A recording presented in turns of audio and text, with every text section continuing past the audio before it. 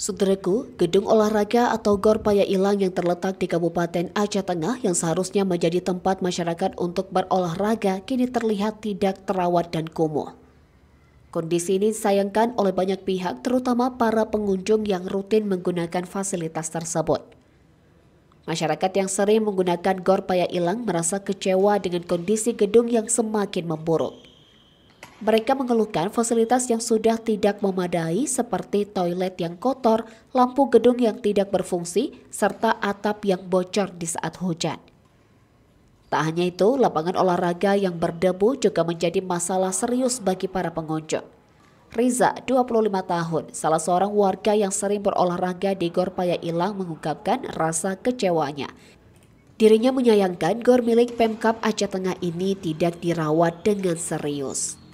Selain kondisi gedung yang buruk, Aulia 24 tahun, salah seorang pengguna lainnya juga menyayangkan kurangnya kebersihan GOR tersebut akibat berdebu dan dinilai dapat menimbulkan masalah pernapasan bagi para pengguna. Ia mengungkapkan bahwa sejak dulu tidak ada perbaikan signifikan yang dilakukan meskipun sudah beberapa kali pergantian bupati. Warga mengaku sangat terganggu dengan debu yang menumpuk di dalam gedung yang mengganggu pernapasan mereka, apalagi dengan lapangan yang rusak seperti semen yang mengelupas.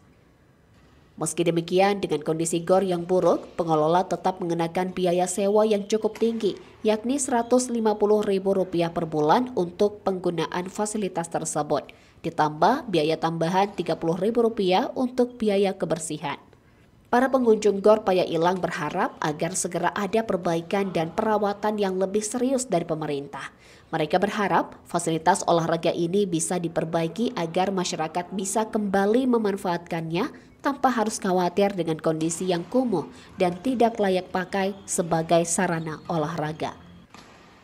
Dengan perbaikan yang tepat, GOR Paya Ilang diharapkan dapat kembali menjadi tempat yang nyaman dan sehat bagi masyarakat Aceh Tengah untuk berolahraga dan tidak lagi ditinggalkan oleh penggunanya. Dari Aceh Tengah, Alga Mahati Ara, Tribun Gayo.